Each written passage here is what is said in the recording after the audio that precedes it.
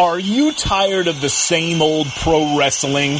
Then check out the amazing action on Powerslam.tv, the biggest indie pro wrestling channel in the world.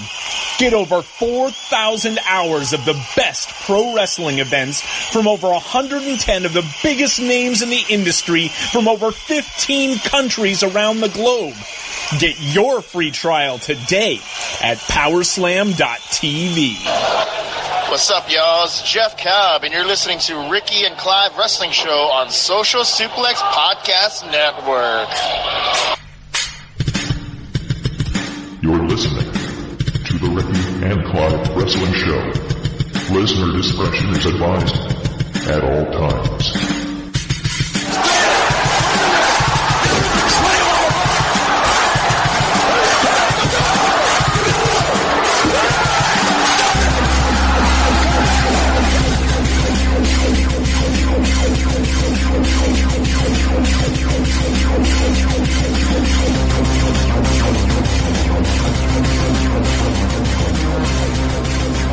And thank you once again for downloading and listening to another episode of the Ricky and Clive Wrestling Show, part of the Social... Right, blah, blah, blah, blah, blah, part of the Social Suplex Podcast Network.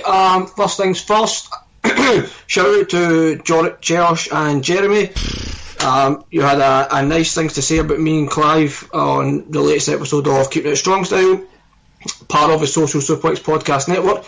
Nailed it. First of all, hold on. Remember, we have an audience who can't follow our speed. That's fine. So normally, guys, just so you're aware, normally we kind of take it down a notch for our speed. This first 10, 15, 20 minutes of the entire episode, no idea. You might not understand half the stuff I'm about to say because I'm going to speak so quickly. This is where the real Scottish comes out because I'm fucking pissed off. So, back to Jeremy and Josh. They gave us quite high praise. They said they're looking forward to seeing how we're going to talk about Hell in a Cell because we kind of have a unique outlook when it comes to wrestling. And I think what they meant by that is the sense that we are just in general when it comes to life, we're half full kind of guys, and that's it. So it wasn't like they were like trying to be sarcastic or say shit behind us. They were like genuinely being nice about it, and they were saying they wanted to see how we were going to talk about enjoy the tag match. We were then subjected to a match, a world title, and Kofi Kingston, who's arguably been the best booked champion of the last 5-6 years, a 6-month reign. It was just taking on great talent after great talent after great talent, loses his title, and I shit you not, in less than 10 fucking seconds to Brock Lesnar. I'm not even pissed the fact that he lost to Brock Lesnar. He did not land a fucking punch, single kick, nothing. He did not do a single fucking thing. And by the way, while I'm here, Lance Storm says that he jumped and he jumped and tried to attack Brock and Brock countered and he suffered for it just like it can happen in MMA. I am a big believer in the sense that when I've always says a big guy can beat a small guy because it happens in boxing and MMA. See the difference between boxing and MMA and professional wrestling? Professional wrestling is fucking scripted. So Lance, there goes fucking first point, right? And then you talk about a rematch. Well, where the fuck is my rematch? I'm not getting a fucking rematch because automatic rematches are gone. So not only did Kofi lose his title in less than 10 seconds, we now could be subjected to Kane, I have one bad knee and one good knee, Velasquez versus against Brock Lesnar, most likely in Saudi Arabia, most likely for the fucking title. That match does not need a title, but yet it has it. I was fucking fuming on Saturday morning when I watched this. Could not fucking believe it. So now you fast forward 2 more days. Hell in a Cell, the women's matches were really good. Enjoyed them. Overall, I thought it was a pretty decent show. Then you have the fucking Cell match. And you have it, an entire arena in red. And never mind us at home. The people in the fucking arena probably couldn't even see it. Right? And my voice is already starting to go, and it's going to be gone after I'm done with this fucking rant. You subjected us to that fucking finish. I understand they were going for like the serial killer Jason type, at the clown, whatever, that the good guy needs to do something dramatic to get rid of the bad guy. Storytelling was pretty good, I must admit. you do things too maybe you don't want to do. Right, stop. Let's just pause a minute. Hold on. Right. Due to medical reasons, Ricky won't be able to be on for the rest of the show tonight, I'm afraid, so you're stuck with me. Fuck no, I'm still fucking here. Anyway, first of all, before I continue, don't fucking interrupt me again. Well, right? How about you clear your throat now more often, pal? Yep, I've been unwell for the last few days. Anyway, slow down. There's no issue with me and you, we're on the same page here. Maybe, so, slow down. I can't, I'm still quite heated about it. So, I get the storyline you're going with, right? The whole, the monster's down and all of a sudden the monster rises and takes you out. Right, fine. I can accept that. It took place in a Hell in a Cell match. The referee, fine, he explained it like the day after I saw that quick video. Concerned for the welfare of the wrestler or whatever, who was unable to defend himself. It took place in a Hell in a Cell. Is it not the purpose of a Hell in a Cell? That anything goes and it settles feuds, etc. But yet you stopped it. This fucking urge to make both guys look strong is just, we hate it and we've said it for so long. Like, see, even if it wasn't in a cell, right, you could have had a normal match, right, and then you could have went to the outside and you could have basically just had Bray choke the shit out of Seth, and then the referee calls for the bell, and then the lights might go out and then you hear Bray laughing and are no longer there. Boom, you continue the fucking storyline because it was a non-finish. But we got that fuck finish in a Hell in a Cell match. Hell in a Cell is no holds barred. It is literally supposed to be like one of the. It is like, when you look at it, it's, you just know it's going to be barbaric and shit is going to go down. Mick Foley literally put his life on the line in a Hell in a Cell match. Shane McMahon dropped from the top of the cell. Foley went through the cell. But yet, we get stopped because of this. Guys literally landing on like the concrete or the wooden ring, etc. That wasn't enough to warrant it, but this was. And if that's what you were going to do,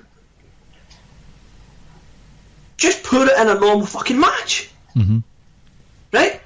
Or even better, here's a better idea actually, just don't book the fucking match. I'm sorry, the only way that this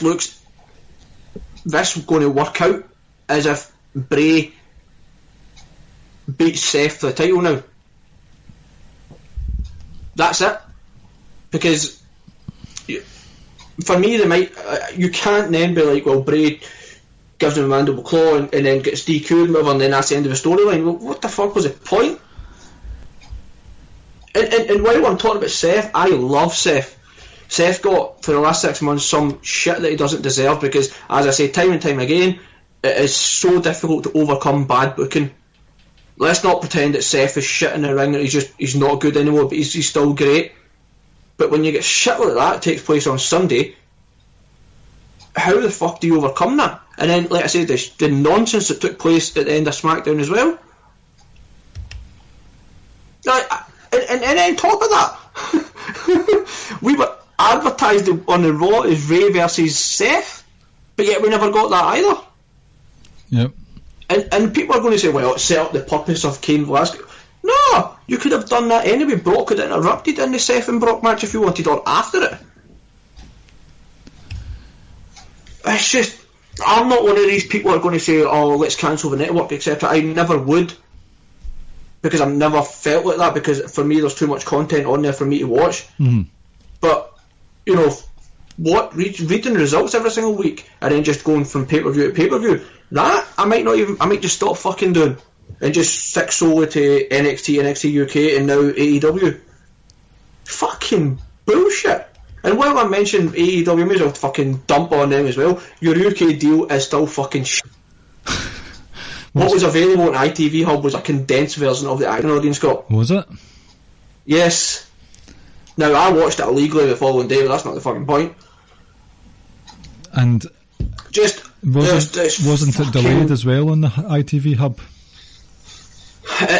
We need to pay for it every week, so be it, whatever. Not ideal, but yeah, whatever. But me, right. Like, and one final thing about the Kofi thing: Daniel Bryan, Finn Balor, Seth Rollins beat him, Roman beat him, old ass fucking Goldberg beat him, and we can't even let Kofi have a quick 5-minute match.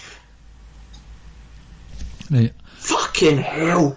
We'll get back to we'll touch on them soon, I promise, and I'll get back to specifically to the point about the ending to Hell in a Cell soon, but have you got anything else you want to say? Just fuck Vince McMahon for that 48 hours. Fuck him for that week. Fuck me. There's other things that have annoyed me, but I've been thinking a lot about the bold architect this last week or so, especially since Sunday, and a lot of thought, like a weirdo to be honest, but I'm sure this main event from Sunday has been at the forefront of many minds. Seth Rollins has become a very polarising and divisive figure. On the one hand, this is a wild thing to say, right? And I might get slagged for it, but I don't think not you and me, but just modern day wrestling fans as a whole, I don't think we deserve Seth Rollins. And what I mean by that is, this guy, he's out here telling actual stories, not selling, well I know he's bad for selling the leg, but proper like sort of cinematic stories, not just Sunday but throughout his whole time, his main roster career. It can all be linked together to form a whole career arc. This is the kind of shit that went down back in the day, maybe even more so than the 90s, like even before the Attitude Era. And I think Seth's his wrestling mind came into the business about 20-25 years too late. He's super old school in that respect. See if we didn't have dirt sheets, your expose podcast, social media, all that stuff. Rollins, I think he would have been considered a mastermind. If he was about back then, he would be looked upon today as a legend of the business. And I'm not hyperbolicizing that. That doesn't sound right when you say hyperbolic, does it? See, but in the same breath though, I think that's why Seth is his own worst enemy. Today, kayfabe is dead, but he's trying to revive it. And the loudest people, like the loudest fan base, they're not having it. He's his own worst enemy because he spams his own version of the five moves of doom constantly, even when it makes perfect sense in a story.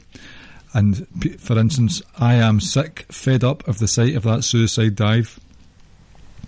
But because he uses so many of these suicide dives to, for example, literally topple a giant in Braun Strowman, because he has to do all these curb stomps to keep Strowman down or to keep an unkillable clown down, I have to give him props for that. I have to commend him for doing his absolute darndest to try and keep kayfabe alive. If I was to bump into, see if I saw Seth in the street, I would get a selfie first, obviously, and I would shake his hand and say, listen, thank you for at least trying. You're trying to make me believe again, so thank you. But do you know what I would say to him after that? I'd say the sledgehammer spot was an absolutely dreadful idea. I know what you were trying to do. You were trying to do your inner heel, your 2015 heel, channeling his mentor Triple H, the whole relationship they had back in the breakup of the Shield, the man who gave him the keys to the kingdom, all that stuff. But a sledgehammer, you've just squashed his head in with a chair to the head, a ladder to the head with a chair in between, a toolbox on top of all of that. What the hell's a sledgehammer going to do? Really? Like, the aesthetics were all wrong. And there's only been, I can't remember many other instances where a hardcore match has been called off because it's just went too far. And there's only one, and I immediately thought of, do you remember No Mercy 2000, where Austin was literally about to run over Rikishi? Mm-hmm. At some sort of stone structure. Yeah. And they said, no, you can't do that. I could accept that. But not this time, because it was a mess. Top marks for effort, Seth, but your decision making was way off. And there have been a few instances now in the last year or so to the point where it's actually become a pattern. where showcase matches that Seth's been in, something has happened in them that fall out with the norm, and the crowd have shat on it. The crowd have hijacked his matches.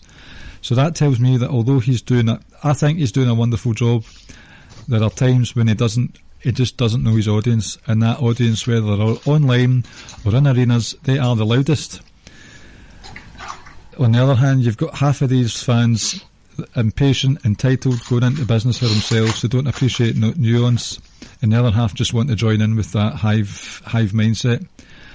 I know it sounds like I'm defending Seth here, and I am to an extent, but that on Sunday fell flat on its arse. And what made it worse is, what made this the worst it could possibly be, was it was the closing scenes of what was, in both ours' opinion, a dreadful, dreadful week for WWE. And see, on its own, you said they should never have had the match, but this match has fascinated me. Since I saw it, I've thought about it a lot, and it's just, this was like Cape Fear or Halloween or something. It was total horror movie, and everyone gets it. But you trying to cut you off, but I'll let you continue and you can talk at this point. I say they shouldn't have had this match if this is the kind of shit you're going to pull. Again, I know what they were trying to do. This, you can't go, you're going too far. But a sledgehammer... Well, don't have it in a cell. Aye, okay, the sledgehammer was not too far. If he brought out a chainsaw, or just brought a knife out from his boots, then right, okay, you've went a bit too far here. But after what had happened, a sledgehammer to end it all, dreadful. And this is becoming a pattern. And Seth has said himself, he has creative control. You know, damn fine well that Bray has creative control over his character. Look at the stuff he's done. I found that tweet. Remember the puzzle promo that he had, where he'd been telling promos over the course of a few years, and it all linked together to become, like, I've actually got it here. What makes you smile? I know you're listening. Let me in. We don't belong here. What happened to you was such a tragedy. Limbo is no place for a soul like yours. I believe I found the answer. The angel with the burnt wings is waving you on home. So the usual cryptic stuff for him. But he's been plotting this since day one. And there's been cockroaches on the ring projected down. A lot of shit has been levelled Vince's way for this. Probably rightly so. But don't tell me that both Bray and Seth didn't have a creative hand in how this all went down. So all three of them have to blame for this, not just Vince. I don't buy that. And because I can count on one hand the people who have got the ability to decide how their matches are going or how it goes or what kind of say-so they have. Bray probably has a shitload of say-so in his actual character, but not the outcome in matches. I think people need to remember, dude was born into the business as well, right? So it's in his blood. I don't see him signing off and having cockroaches and snakes and shit projected onto the ring during this match with Randy Orton. I don't see that at all. I don't see how they would have. I don't think they may have, sure, laid out some of the groundwork, but I don't think it's them that had that final spot in the match. Certainly not within the cell. I don't see that. And then I also don't. I think Seth does probably have a lot of creative control, but Seth is not on the level with Roman, Cena, and Brock Lesnar or Taker. I can't think of anyone other than four of them, and maybe Charlotte, I would say, who get to basically say, no, this is what I'm doing kind of thing, they get to call the shots. I think, and you're talking about Seth and all the stuff that he's done in the past, were you talking in a kayfabe sense? Because that's the only time it makes sense. It's the only way it would make sense. In a kayfabe sense, yes, you've made it look stupid time and time and time again. And maybe in a kayfabe sense, that's what you've done to Kofi. You wanted him to, like, he was that amped up and he ran and made a mistake. Well, Randy fucking Orton was insulting his family and insinuating shit about his family, but yet he didn't seem, he was ramped up, but he didn't make the mistakes that he made there. And I'll go back to it. Just book it fucking better. You legit have that ability to determine how every single facet of the match goes. I had a chat with Rance about this, specifically the whole Seth thing, and just the Hell in a Cell match in general, and it does infuriate me. The ending was just daft. Very, very conflicted with that Hell in a Cell main event. However, I'm thankful for having seen it, because that's just been fascinating from many angles. The Kofi Brock stuff. The story. Right, so I'm not finished. I've got more things I want to say about Seth and Fiend. The story was good, and some people may not like it, and some do. Like, the way they went about it and the stuff they'd done at the end made sense in terms of what they were trying to achieve. But you've done it inside Hell in a Cell, and if people go, well, ignore that part. No, I can't. I know. That's like having a buried alive match and then deciding, oh wait, the guy's in the grave. Don't put any mud on him because that's gone too far. You're the winner. No. See, even bury that fucker alive. Even before the sledgehammer came out, the crowd had hijacked it because it was just spam. The spam button for all the, and I thought, as I was watching it, I was thinking, in 12 frames per second, this is awful. And then the other 12 frames per second, I was thinking, Bray is an actual horror movie monster. And I get it. And it is. But see, it is. And I love Bray, and this is where some people might think it's clouding my judgment, but it's not. If, in my mind, right, if this was a match you were going to do, Seth should have been fed to Bray. I don't care if it's Seth freaking Rollins, because how does the start of every single horror movie begin? Little Georgie was taken by it. What is it? Is it Drew Barrymore? Is it Drew Barrymore? Is that her name? It was in the opening scene of Scream. We watched Scream at the weekend there. Yep. Her and her boyfriend were gone. Think back to the Freddy's, think back to Halloween's. The opening scene of just about every single horror movie is someone being, like, decapitated and murdered by the bad person in it. That should have been Seth. And then if you really wanted to bring it full circle, months down the line you could have been like to Seth. Seth could have been like, no, I know what was happening. I went into a match and I was afraid. I'm not afraid anymore. I no longer have that feeling I can take you out. How did the kids kill It the Clown?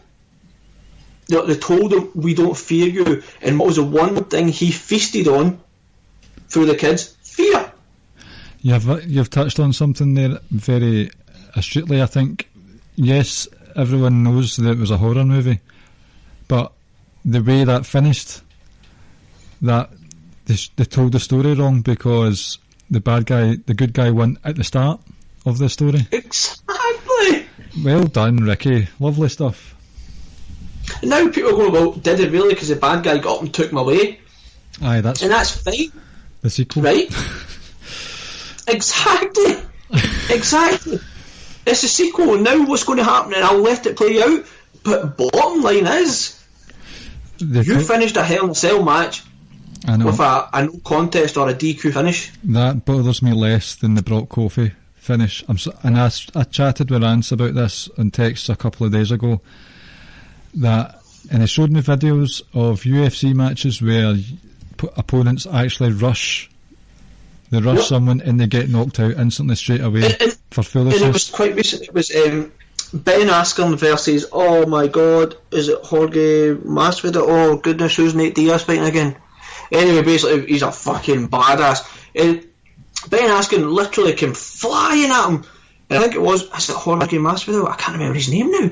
Came up and just hit him with a flying knee and knocked him clean out, and he was gone within seconds. I completely get where Rance and Lance Storm are coming from. I get it, right? And I'm the same guy as I said earlier on, that if it happens in MMA, etc., it can happen in wrestling, but sometimes that's not always applicable, and sometimes you're allowed to bend the rules, and sometimes you can let your champ have a fucking fighting chance. Two things.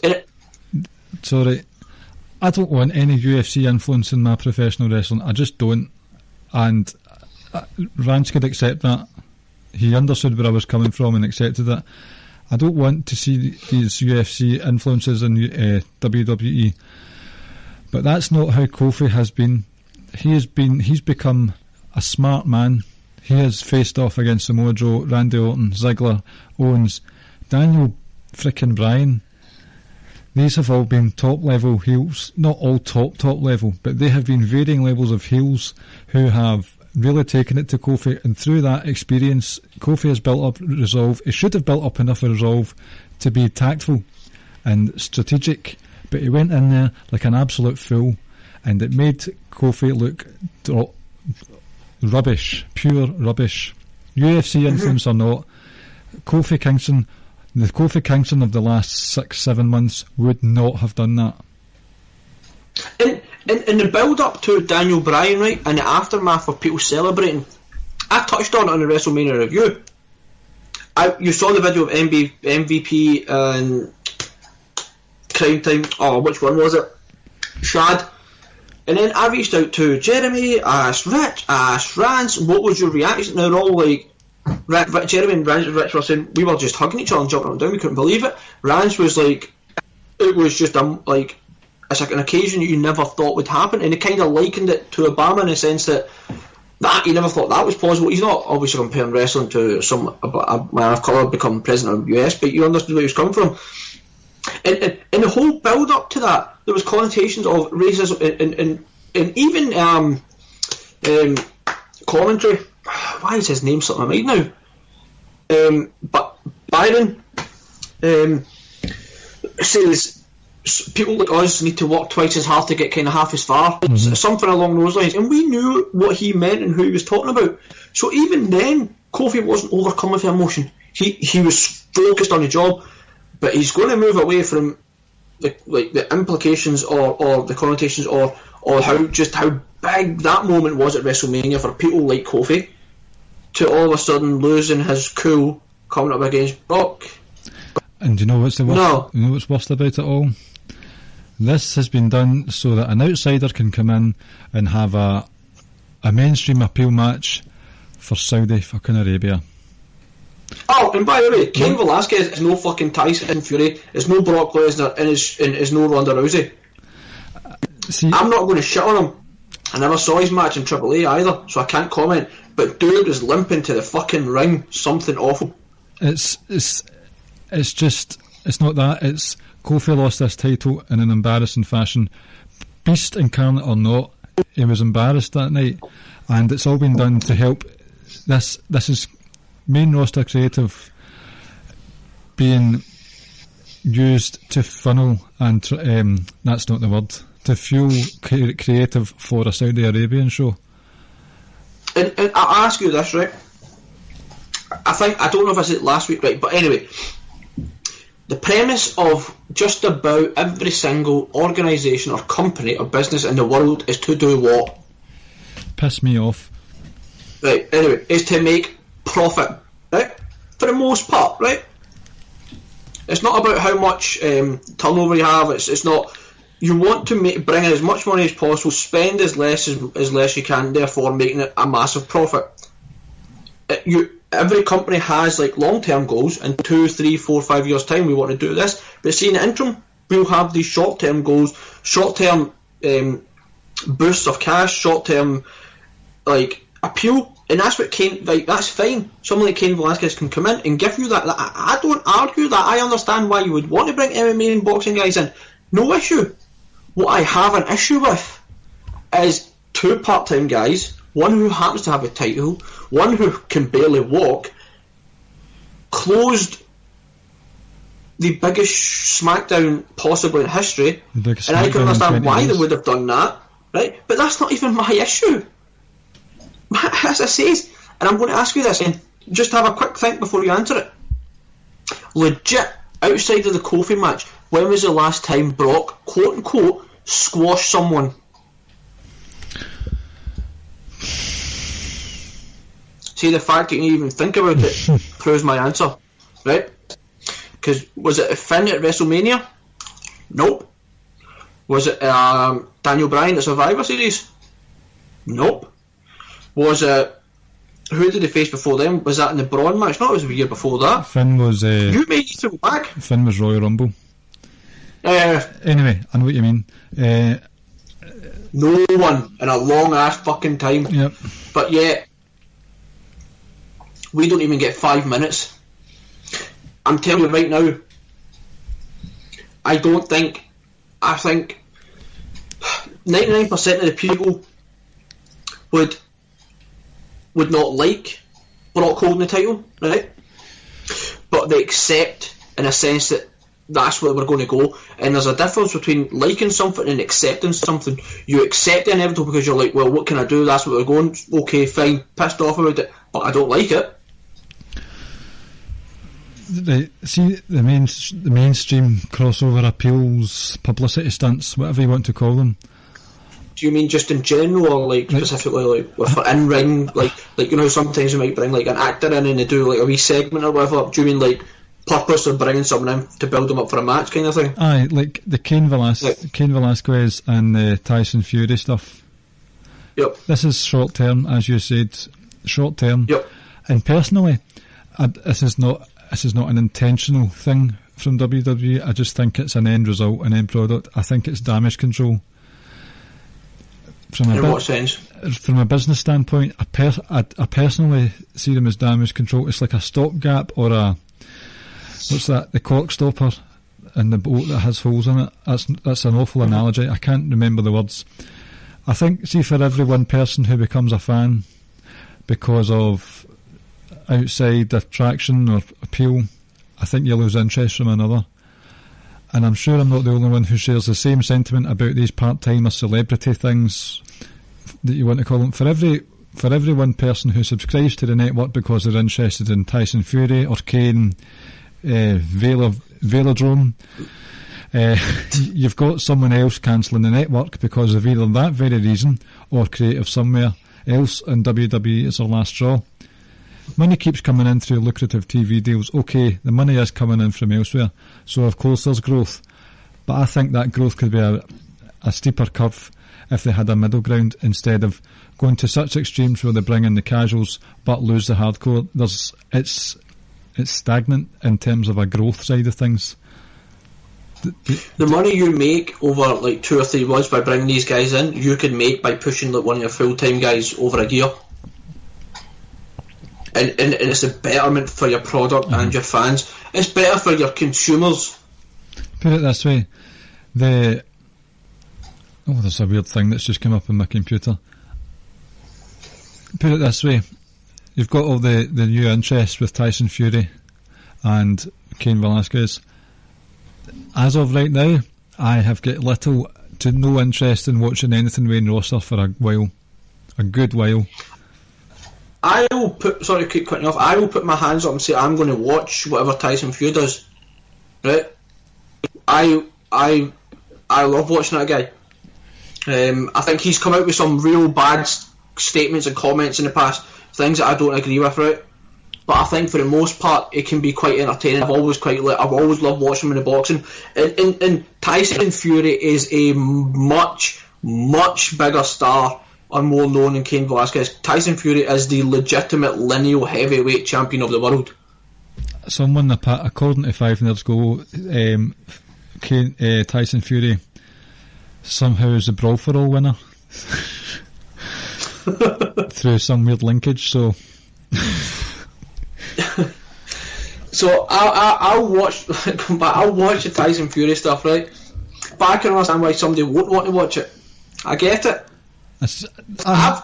I'm not speaking for everyone when I say I can't be arsed seeing you know my feelings towards boxing and UFC. Yeah, and all that definitely. Stuff. I'm just not. Not even just boxing and UFC. It's just your feeling towards part timers or mainstream people coming in. Mm-hmm. And it's a perfectly good stance. It's just a stance that I want to I hold dear. You hear people saying there aren't enough stars of today's era. It's because they're not given the time to be stars, because you've got Batista coming back for one more match 50 years after they left in a bad mood in the first place, and it's just, but this is just a personal preference. I'm not wanting to speak for everyone. Get combat sports away from fake fighting, please. You know, it's all fueled towards a Saudi Arabia show which has already got a racist, an alcoholic. I can't tell which one's which, to be honest with you. They're both of them are that. It's like fucking both of them. The Spider-Man gif when they're pointing at each other. That's it. Fucking Hogan and fucking Flair. Fuck me. in a country that's already controversial in America's eyes. No, they're an ally in of America. Who knows, man? But I luck they might not fucking make out that country. I was going to say something terrible there. What were you going to say? No, I can't. You can, it's fine. It's Halloween, they could dress up. Fucking dicks. Honestly. Dress up. Right, I think... Huh? No, I'm not saying it. On you go. I think...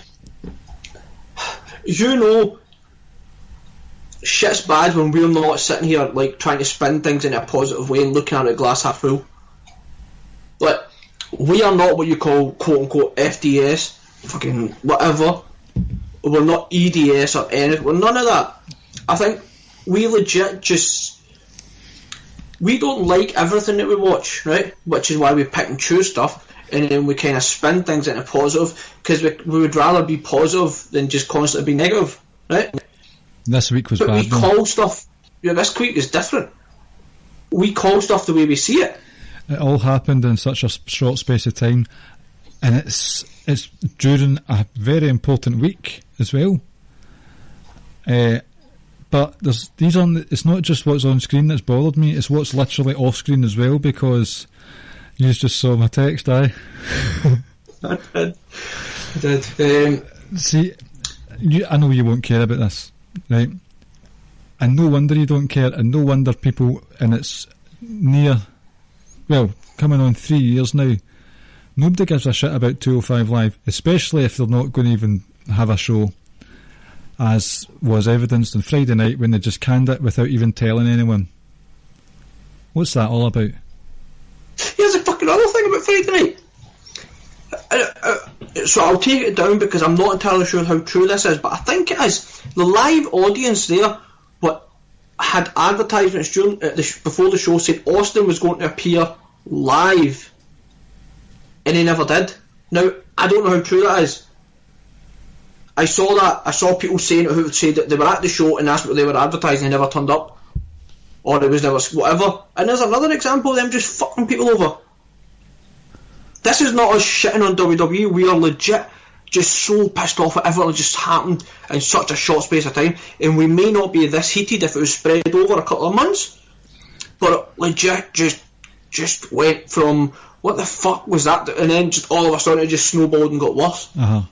It snowballed to the sledgehammer of doom, and it's just... Don't get me wrong, like, see, when it comes to the Kofi thing, we're 2 days away from SmackDown, and this is the awkwardness now that we face, because NXT UK could possibly move into a Thursday. Obviously NXT and AEW take place later on tonight. SmackDown's 2 days later, so we're kind of caught in between. We're kind of talking about stuff that's happened in the past week, so everything we've said about Kofi and Brock come Friday night might be just old news that we're talking about. Kofi might get his rematch or whatever. I was looking forward to a weekend of watching some important wrestling. I didn't watch any of it because I saw the results and I thought, nah, no thank you, sorry. I did watch some ICW and I had a rare old time, an absolutely rare old time. With some... That's the fucking thing we're going down the road now. We are legit, as you said earlier on in the show, we are legit probably going to stop watching main roster at some point. And I even text you during the week saying I actually considered stopping watching wrestling altogether, coming off Twitter, and probably stop doing the podcast. So not only did 205 Live get cancelled, it never showed up on Friday at all? No, it didn't have anything. Caleb texted me Tuesday morning, the insomniac that he is, saying that he's checked the schedule for this week and there's no 205 Live scheduled at all. So I think they're trying to shout out to Caleb, because it's currently 9:45 at night over here. I look forward to receiving my usual morning message in about 9 hours time, 8.5 hours time, 9 hours time. Every morning I wake up to a message at like 6 o'clock in the morning from Caleb. He knows my routine. They're saying they're brushing it under the carpet, aren't they? Which is, you've got the Cruiserweight title match tonight on NXT. Yep. So just be open about it and say, listen, we're moving over to NXT. Which, by the way, I loved and hated NXT not equally. NXT last week was fantastic. Matt Riddle versus Adam Cole. Wolf, psychology be damned, but fantastic. Everything that was so bad with wrestling was just the opposite that moment. See, Matt Riddle, I know we like selling, and they're just hitting out with big moves right without selling, but with him there's a fiery, tempered adrenaline to him that I think it's as if his character's fighting through. And I see like the Matt Riddle Roderick Strong match will probably end 2019 as my favourite NXT match of 2019. There's just something about Matt Riddle, and yes, I stand corrected from a year ago. Shayna Baszler, Candice LeRae, best Candice LeRae match I've seen, full stop. Best Shayna Baszler match I've seen in a long time. Best women's title match I've seen in a long time. Before you move on to the match, do you not find it so refreshing now that Shayna's beating people on her own? Yes. Yes. You know, there was that period, was it like earlier this year in last year's Tough, where she had those other two goons, but now we're getting proper Shayna. Yep. The tag team title match was amazing as well. But, and this is the same for SmackDown as well, listen, just don't do the play in picture-in-picture adverts or commercials. That's one of the most distracting ways to watch wrestling in history. Just don't show them. Just do chin locks during the commercials, because that was dreadful. That was a big... I know I watched it illegally, I'm not going to deny it, but that was a big thumbs down for me in my experience. Funny you should say that, because I think, right, I don't know how commercials run over in America or whatever, but generally over here, like, they take place at, like, say, between 10 past and quarter past, 25 past and half past, and then 22 and quarter to generally. It's always that sort of 12 minutes into the show, they have a 3-4 minute. Why not do that? Why not have the opening 20-minute match, then have a 5-minute period where it's commercials, and then keep doing it that way? But you mentioned chin locks and stuff, and now you might not have noticed it, but Ash noticed it straight away. Go back and watch, especially with Shayna and Candice match, right? Whenever they went to, and I give them credit for this, whenever they went to a commercial, you watched them, and it is just a chin lock, or she's just working on the shoulder, or an arm, or a leg. They weren't doing anything crazy. It was literally, let's slow the pace right down because we know what the commercial, and let's not do anything like too crazy, and let's not do any high spots. And then as soon as it came back in, the pace picked up again. But seeing the Johnny Gargano Shane Thorne match, they were brawling outside the ring during the commercial. And I get it, you know, so I understand it. And I was just, again, I wanted to kind of go back to what we are and try and look at things positively, but yeah, that commercials during the match is fucking terrible. Two commercials in these title matches apart from Matt Riddle and Adam Cole. It's just, that was a big black mark for me. Not a fan. That's what I get for being greedy and impatient and wanting to watch it straight away, but it was a big week. It's like, oh, let's have this World Championship boxing match, but 2 minutes into the first round we'll pan off to some adverts while we show the fight in the corner. Like, why would you do that? Speaking of NXT, his cousin, NXT UK, I'm pretty sure it was the main Twitter account. It was. Well, fucking was. Shame on you, because NXT UK, their own site, NXT in Florida, see when they've got TV title changes, I'm pretty sure that they book they film two finishes. They do it a number of times. I don't know if they do it all the time, because I know they did it for Velveteen Dream and Gargano. They book double finishes so that the fans don't really know what happened. But no, NXT UK, tweet out, spoilers ladies and gents if you don't want to hear this, we have new tag team champions in NXT, and it's our boys Gallus. And we find, in caution, spoilers, and then not even like a couple of line spaces, you're talking like the next a millimetre away, new tag champs. That's not enough notice for a spoiler. And why are you posting spoilers in the first place? That could have been a pinned fucking tweet at that. This was going to be a special moment for us when we experienced it not live, but when we experienced watching that for the first time. More Scottish champions in WWE. Obviously Nikki Cross has lost the title now, but there's a lot of Scottish people being decorated in WWE, and now we have to find NXT UK. Now we have to find out about it. from their own account weeks in advance? Come on. Fucking terrible. I woke up to Caleb saying, have you saw the NXT UK spoilers? And I was like, no, I'm pretty good. I don't know if it's just absolute luck, but I've never really stumbled across NXT or NXT UK spoilers as such. I've somehow managed to avoid a lot of them. Same here. I even avoided Ciampa winning the title from, what's his name, Aleister Black. I somehow avoided that. But the rest of them I don't think I did. Maybe the Team Gargano. Murray messaged me as well saying if you saw the spoilers, and at this point I didn't see them because I was like, I'm not actively looking, no. And then I came across it and see, as you said, the worst, as you said, the spoilers, and then a millimetre next to it tells you, and it doesn't even say new champion crowned or anything. Like, if you'd done that, you could have been like, oh right, so someone as a title changed hand, right, at least I don't know who it was, that's all right. No, as you said, new tag champions, and it doesn't say Gallus, right? It just, but if you put two, it's not a genius to figure it out. And you've confirmed to me now it's Gallus, right? Mm-hmm. But I never got into the article. I never went looking for confirmation it was Gallus. But you just put two and two together of what's took place these last few weeks. Obviously going to be Gallus. Have I just spoiled it for you there? Well, yeah, but you knew it was Gallus. If you know. Because of the you shouldn't be getting 5. It's pretty obvious who the answer was going to be. Sorry for spoiling it for you. No, I says that in our group chat. I don't know who it is, but if you've watched the last few weeks or the last couple of months, or whatever, you know exactly who it is. Exactly. And I knew it was Gallus. Congratulations to them, by the way. Congratulations to them. Fucking ruined that moment as well. And normally we can't even. And we could be like, well, it was our own fault. Why are we on Twitter just after it? It was on their own fucking official feed. Aye, if it's a fan, then they're dicks. But we're used to it. Not from their own site. You don't do that with NXT. You protect your outcomes on NXT, but not NXT UK. This is their own account. Honestly, it's just that, like. And you've got 5 days, it's just been a fucking joke.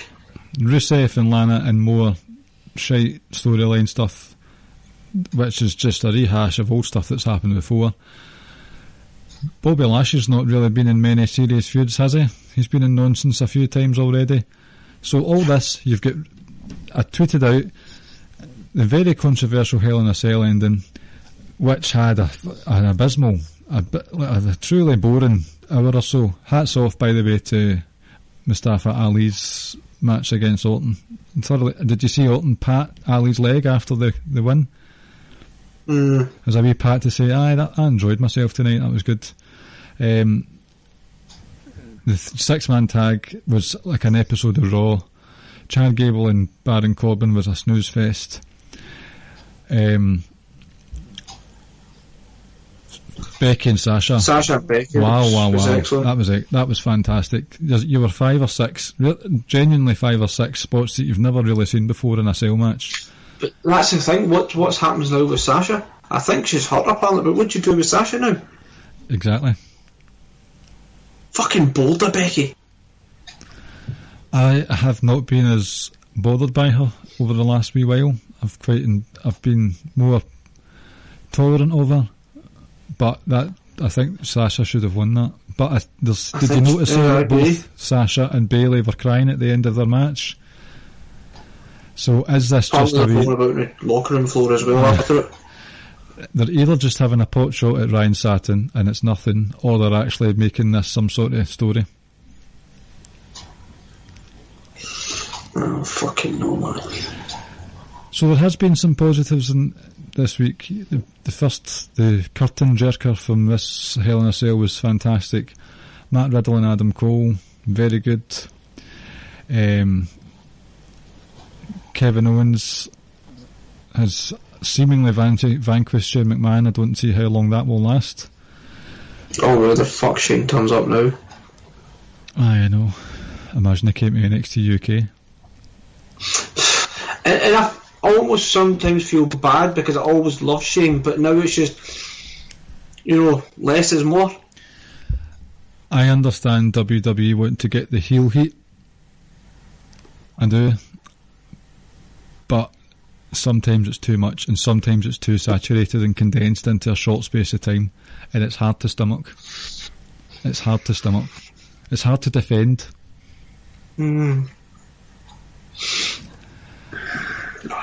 Just, but the NXT UK spoilers and 205 Live getting canned, maybe they saw that I wasn't going to cover it anymore, and they thought, oh well, there's no point. No, I think that was it, to be honest. Yep. It's just been a fucking shit week. But then, I think the thing we both hate the most is fucking this ratings fighting. Everyone's fighting over ratings and talking about it. I don't care. No, I really don't. Although I enjoyed AEW, thought it was pretty decent. Well, I was going to ask you for your feedback on that, but the ratings thing, I don't see why. It's a hobby, right? Watching wrestling's a hobby, and you want other people to. It's as if you want vindication that other people like your hobby. And to me, I mean, I'm care. not a TV executive, so I couldn't give a fuck how many people watch.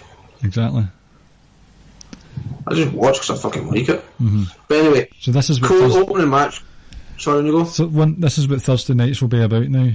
It'll be the ratings stuff, and it's like, who cares, man?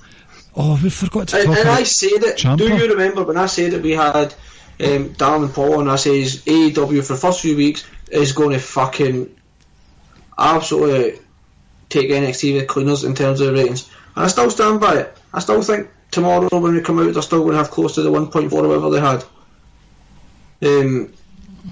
Is that a representation of the actual quality product they're putting on? No, I don't think so. I think it's a representation of a lot of disillusioned people in this brand new toy that everyone wants to have. I can't comment fully because I did not watch AEW, but you've got the closing scene of AEW with Jack Swagger, the guy who has been liking tweets about transphobia and stuff like that recently and all that stuff. He closes the show with an awkward look on his face, never truly sort of realised or appreciated in WWE closing the show. And then you've got Tommaso Ciampa coming out in AEW. Oh, for God's sake. Tommaso Ciampa coming out, stalking that belt like an evil monster that he is, not taking his eyes off it. And you couldn't even hear his music properly because the fans were screaming that loud. That was sensational stuff. Ciampa is. We certainly don't deserve Ciampa. He's got something on the network tonight as well. Did you see that? Oh, I didn't see it. It's just like a documentary. It's called Blackheart. That is well getting watched. See, like stuff like that is why I won't cancel the network. Oh, aye, definitely. So just like AEW, right, I thought it was NXT was a better show. Right, no doubt about that. NXT was a better show in my mind. Better wrestling, right? AEW, it's nice to hear Jim Ross again. So whatever, not that enamoured with him, but yeah, whatever. Old match, Sammy and Cody was fine. The women's match again was alright, but I think it was more so of the occasion and the fans and what it meant made it an even bigger spectacle. And I spoke to Sir Sam about that on Twitter, and I likened it to Tanahashi and Okada in the G1. Like, it just felt like two legends and two heavyweights and just two big time fighters come face to face, and you're like, oh wow, like this feels like a proper big match. And towards the end of that women's match, it started feeling like that. The 6-man tag, as we say, I said LX would be the ones, and it was confirmed the day before. The thing with Jack Swagger, you just don't want that. I'll give them benefit of the doubt for the time being. I'll see how it plays out. But there's a thing of having a WWE mid-carder suddenly closing your first ever show. You don't want that stigma. And I always liked Swagger. I always thought Swagger was very good in the ring. Just don't hand him a fucking mic.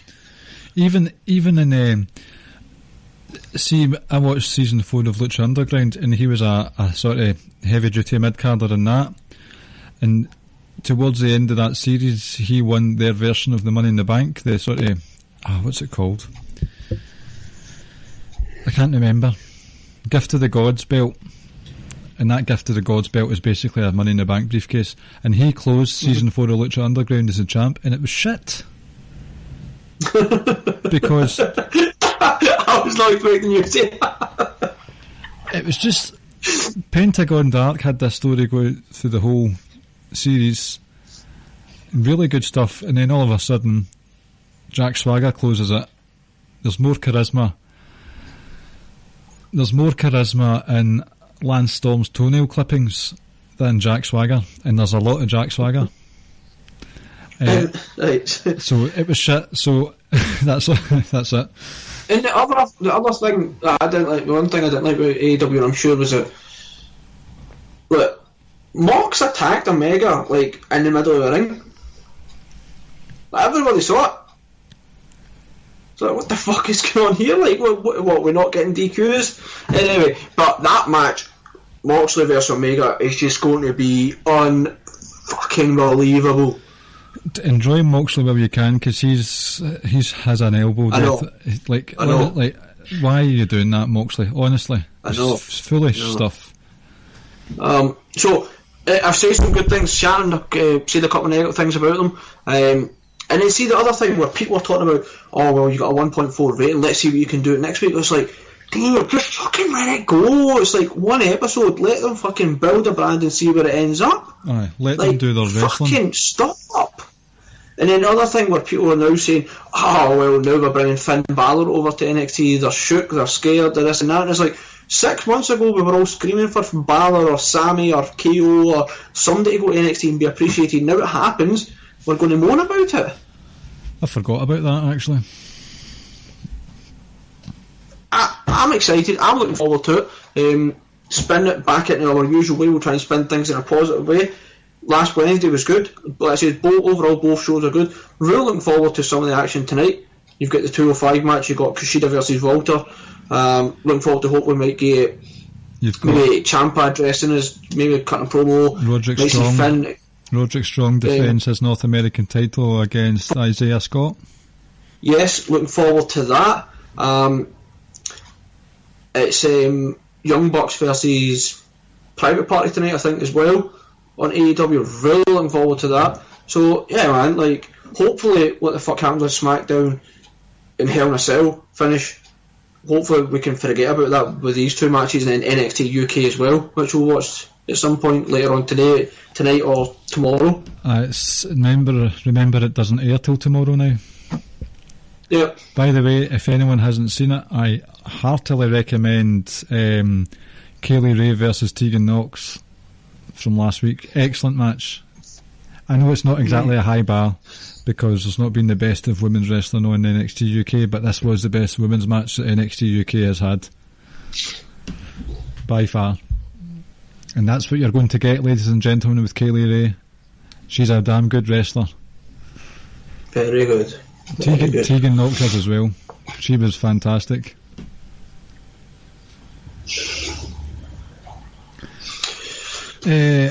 Anything else you wanted to say about AEW? I didn't get round to it. I was just so don't even so shitted off on Saturday morning with the wrestling.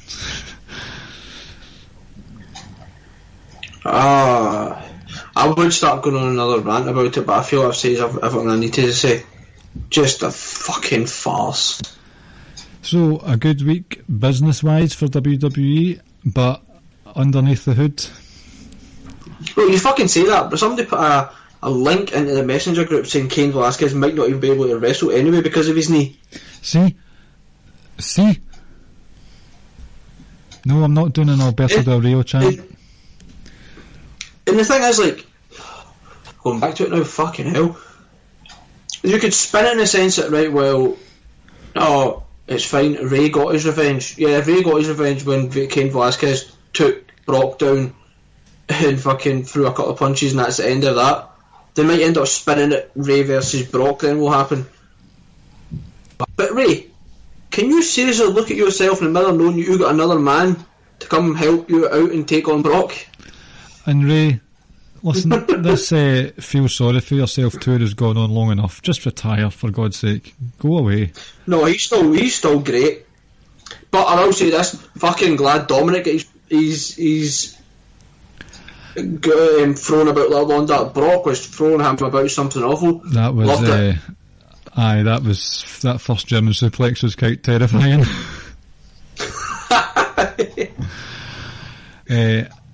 Dominic can bump. Mm-hmm. So but yeah, before we move on to the quiz, just fuck you, Vince McMahon. It's good shit, pal. Oh, it's good shit. Fuck me, man. Just yeah, I'm pretty much done. I think with the main roster anyway. I think what I will do is probably give it the final chance, and it's to see where this Seth and Fiend thing goes. Because if that goes the way I think it's going to go, then I'll probably pretty much be done with the main roster. I'll be very selective in the main roster, and I know that's what we preach. Watch what you want to watch, and that's what we will be doing. But this is watching nothing. Our fandom, our WWE fandom, has taken quite a battering in a very short space of time. And I'm not saying WWE are going to miss fans like me and you or whatever, but see when NXT is fucking killing it, and NXT UK is still our number one, when AEW's now here, and then obviously New Japan and Wrestle Kingdom actually isn't that far away either.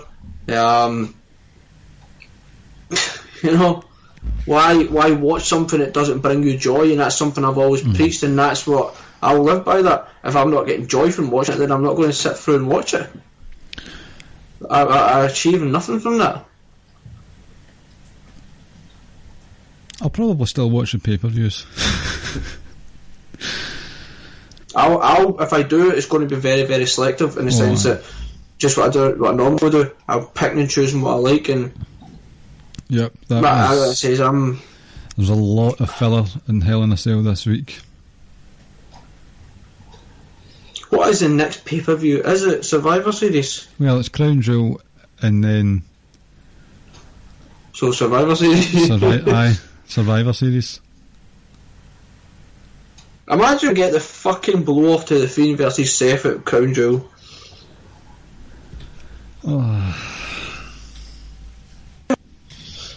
I can't even see, because there's a schedule, right? Let's see. That fucking hell, man. This new setup as well for the network is just terrible. It's finally, I'm used to it, but when it first did the update, I was having a torrid time with it. No, but I can't even see what pay-per-views and stuff are coming, because it tells you next shows and stuff. Maybe I'm just not used to it yet. And programming featured. Just fuck off. So to sum up, Seth Rollins and Bray Wyatt have a mind that should have been in the business years ago. They are their own worst enemy, but I commend them. Go away, mainstream. Get your knee fixed, Cain Velasquez. Stop tweeting out spoilers of your own product. Let people know if you actually are cancelling 205 Live.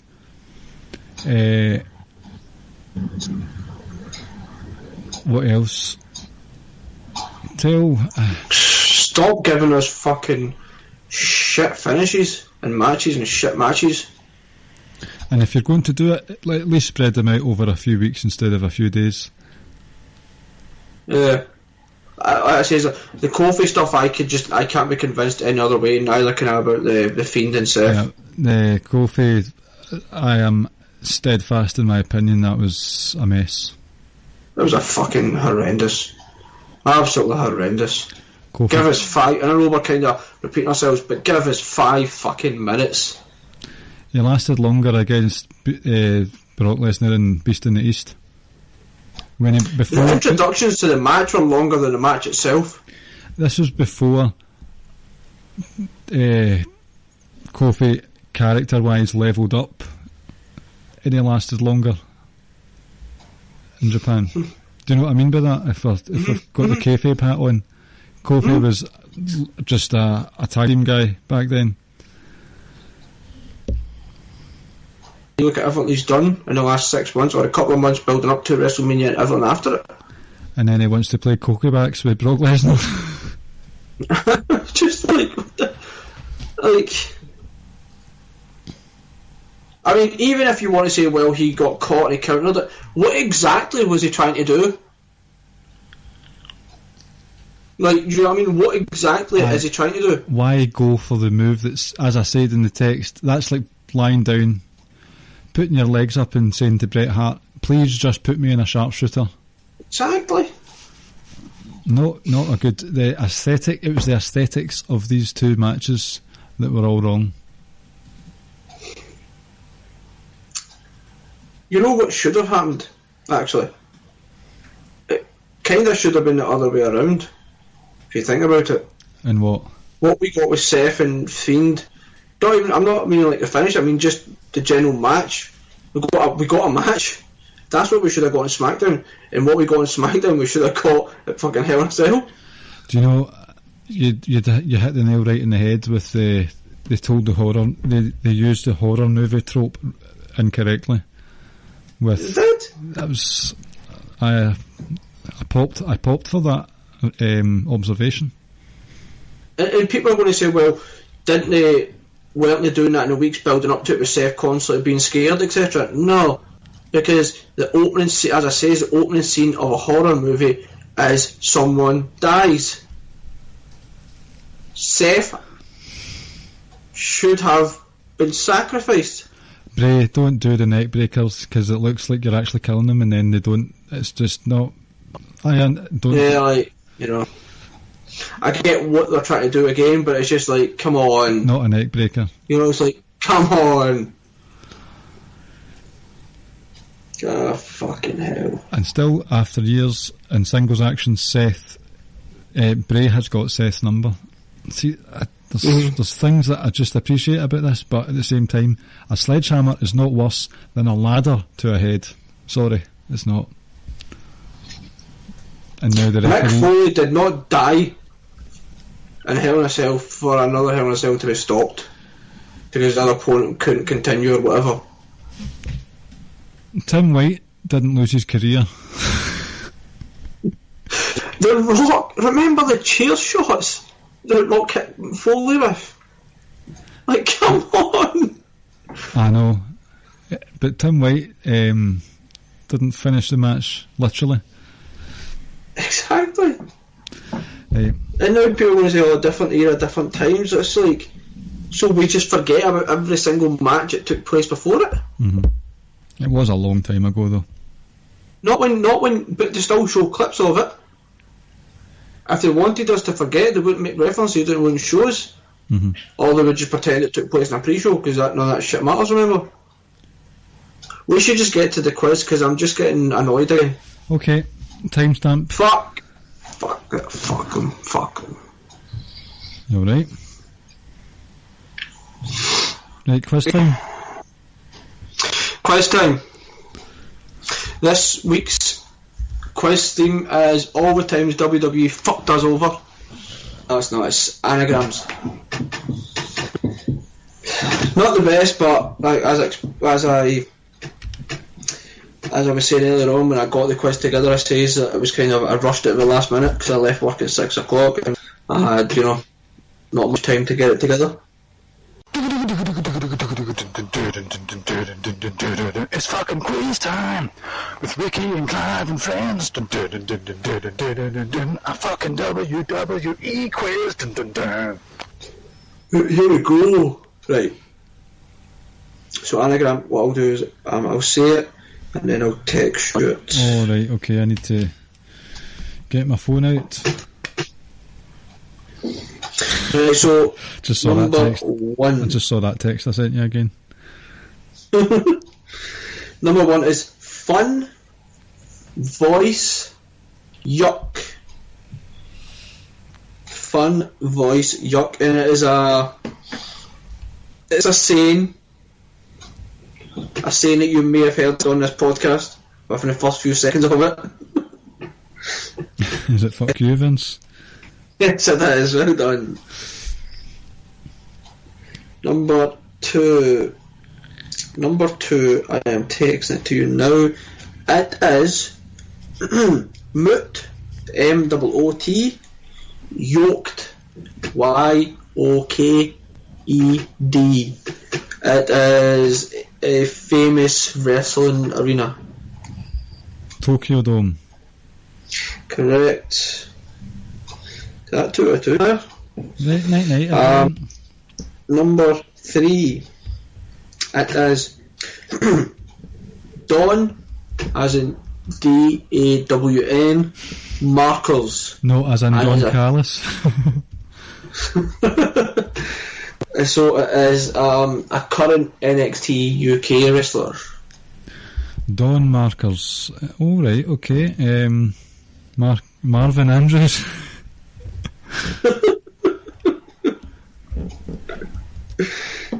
Is that your answer? The answer is Mark Andrews.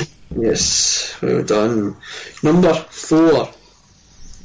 Fact shocking, and this is a tag team.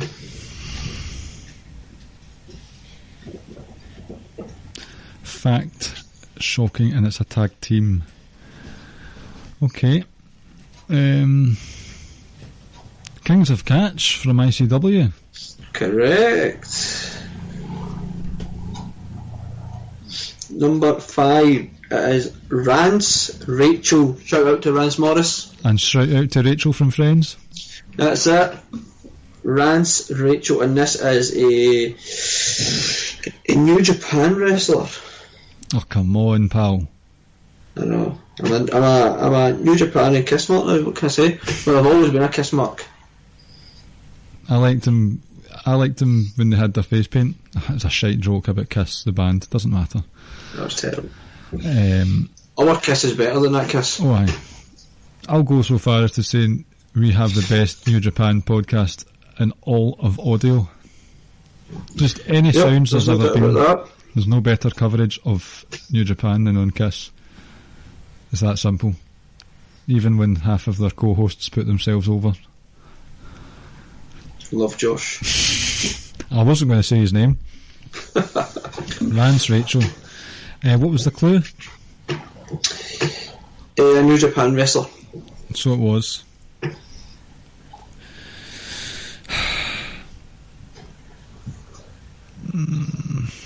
No, I've not got a single clue. Oh, Lance Archer. Oh, well done. Thanks. Number 6, Aid, A-I-D, Husk, current WWE wrestler, or NXT. Husky Harris. That was Aid Husk. Aid Husk. Right, let me see. Current NXT wrestler.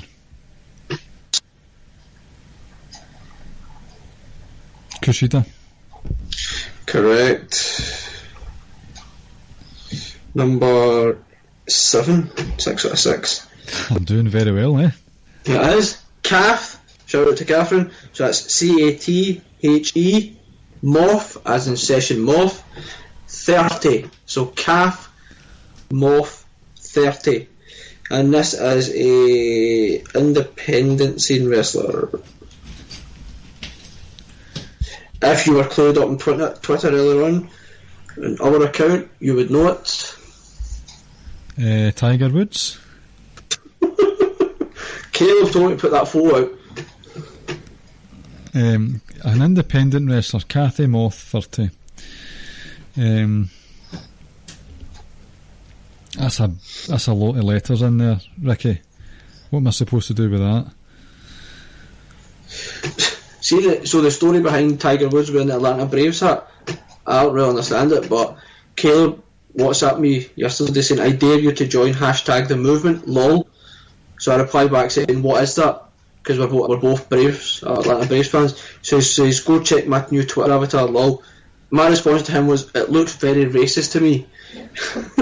And he goes, there's nothing fucking race about Tiger Woods wearing that Atlanta Braves hat. And I was like, I don't really know what to do with it. Thought he was trying to make me do something racist. Probably. It's not in Caleb's nature. No comment. Is Moriarty in here at all? No. Did you give up? Kind of, aye. Timothy Thatcher. It is. Go watch some of his fucking matches. I want to. I've heard many. He had a triple threat with Matt Riddle. Was it? I'm sure it was Matt Riddle and Volder. In Progress in 2017, I think. Yeah, go watch that. That was good. Here we go. Dove, as in the bird. Greet, Greet. He, and this is a WWE pay-per-view. A WWE pay-per-view. An old WWE pay-per-view.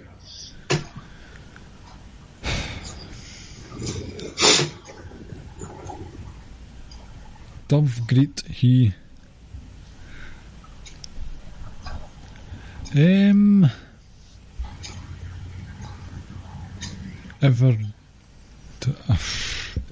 How old? Oh fuck. Probably over a good 10 years ago. Not a clue. In fact, more than 10. I've not got a clue, I'm afraid. Pass. One of the words is your favourite wrestler. But Kurt isn't in here. Well, your other favourite wrestler. Over the Edge. Correct. Number 9. Dyson, D-Y-S-O-N, deaf, and that's deaf as in unable to hear. There's two different there. This is a wrestling manoeuvre finisher.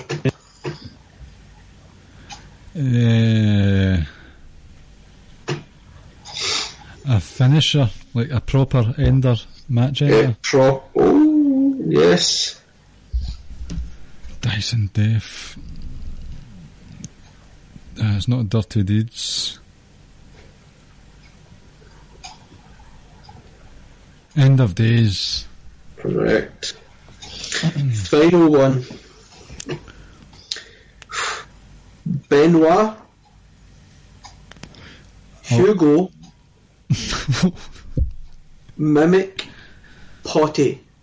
So that was Benoit, Hugo, Mimic, Potty, and that's Potty with a Y. This is arguably the biggest moment in wrestling history. I'm a bit worried because Benoit's in this.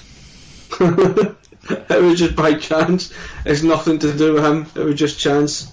So while you think about it, I'll plug the network and everything else. Well, thank you very much, Ricardo.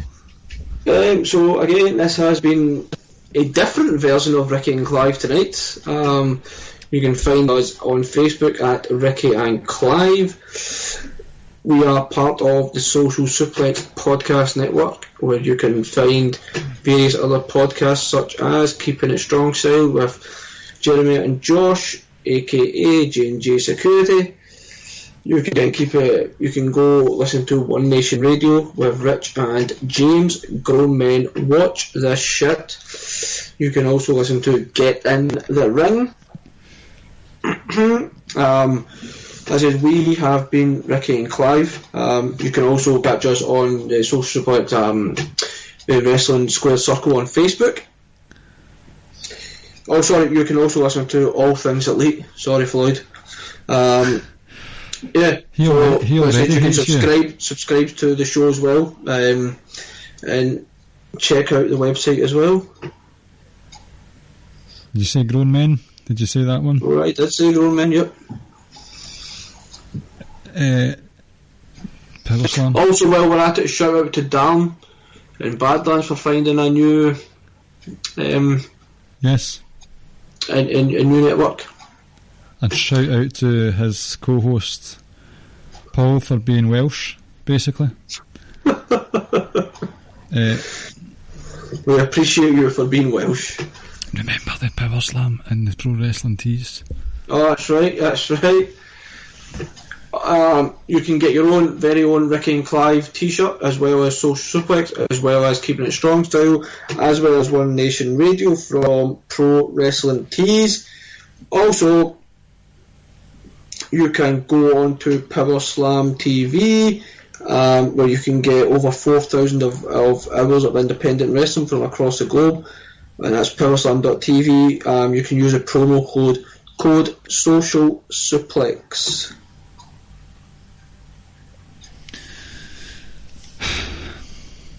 Right, I'm seeing Hogan and I'm seeing the. No, I assure you, it's got fuck all to do with Hogan. Is to and the in there? No. Benoit, Hugo, Mimic, Posse. Any more clues at all for the biggest moment in wrestling history?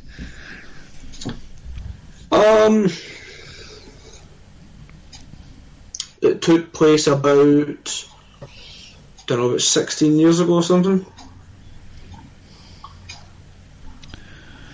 So you're talking 2003? Ish. Oh, pass. I've not got a clue. It was Vince McMahon that said